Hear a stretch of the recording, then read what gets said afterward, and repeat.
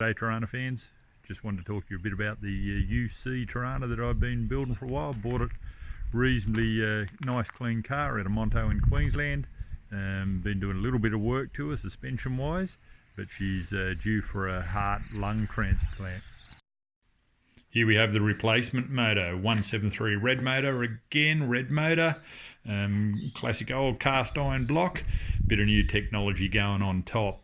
She's currently got a 12-port Yellow Terra aluminium head on it, 72cc.